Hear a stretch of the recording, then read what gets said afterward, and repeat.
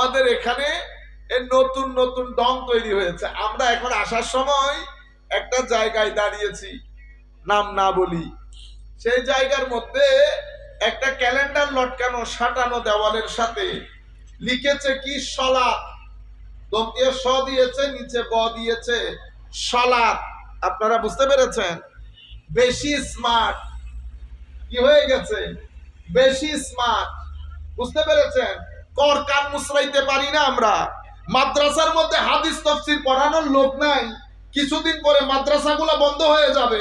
মাদ্রাসার মধ্যে ফাজিল কামিলের ক্লাস হয় না, ছাত্র নাই, পড়ানির লোক নাই, যারে পড়াইতে ঢুকায় সে পৃষ্ঠা খুঁজে পায় না।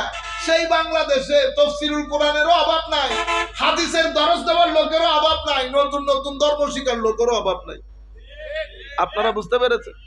মাদ্রাসার মধ্যে আপনারা জানেন, বড় বড় মাদ্রাসার মধ্যে কামিলে হাদিস পড়ানোর লোক নাই। তাফসীর বিভাগের মুফাসসির লাগবে 5 জন, আছে কয়জন? একজনও নাই, হাফ। আপনি বললেন হুজুর হাফ কেমনে?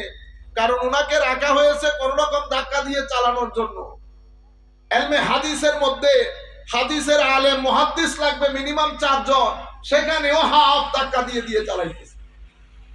ফিকহের মধ্যে মানুষ লাগবে 4 জন, সেখানেও হাফ। উনি ফিকহ পাস করেন নাই, তবুও ঢুকাইতে হয়েছে, কারণ পড়ানোর লোক নাই। সেই মাহফিলের মধ্যে গত পরশু দুঃখ লাগে এগুলা দেখলে। আরেক মুফাসসির গেছে, মানে ভাব সাব এমন, কারণ মাহফিলের মধ্যে তো সাধারণ লোক, কোনো আলেম বসে না। যদি আমরা যখন ওয়াজ শুনতেছি, এগুলো আমাদের দেখা ওয়াজ, হুজুর আল্লামা হাশিমি রহমতুল্লাহ আলাইহি স্টেজের মধ্যে বসা, সমস্ত আলেম উলামা মুহাদ্দিসিন ফুকাহা বসা, হুজুর আল্লামা নঈমী সাহেব হুজুর ওয়াজ করতেছে।